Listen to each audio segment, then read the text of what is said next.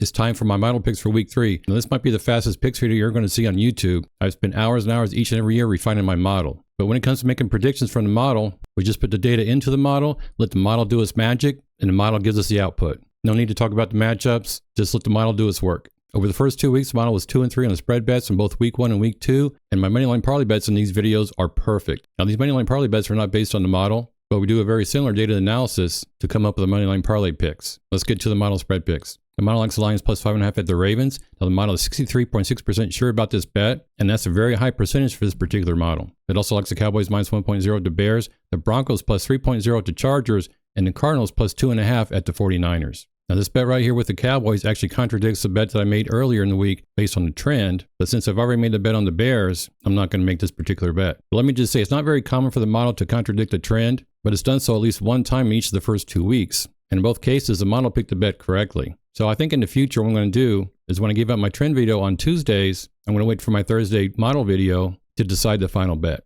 So if you follow both my Tuesday and Thursday videos, you might want to wait till my Thursday video to make the final bets. And that's perfectly fine. The percentages I give in my Tuesday videos on the trends are based on numbers that are basically closing line values. So it definitely doesn't hurt to wait to place your final bets when you're betting on the trends and the model picks. We have 3 more spread bets. The model also likes the Bills minus 11.5 at home against the Dolphins. This is another one that contradicts the trend video. It likes the Rams plus 3.5 at the Eagles and the Raiders plus 3.5 at the Commanders. Now, these percentages over here are 54.9%. That's really close to 55%, which is basically my threshold for all my bets. But I like all of these picks, so I'm including these in this video. Finally, for the Moneyline Parlay bet, this is one of those 2 facts I use to pick these Moneyline Parlay teams. Road teams favored by 5.5 to 6 points, winning rate of 76.2%. This is data from 2015 all the way up to the first 2 weeks of 2025. And the 2 teams that fit this fact are the Falcons at the Panthers. We got minus 250 for the Falcons on the money line. And the Chiefs at the Giants, I got minus 270 for the Chiefs on the money line. And parlay odds are minus 109, but the trend odds are minus 138. So put the Falcons to win and the Chiefs to win in the Moneyline Parlay bet.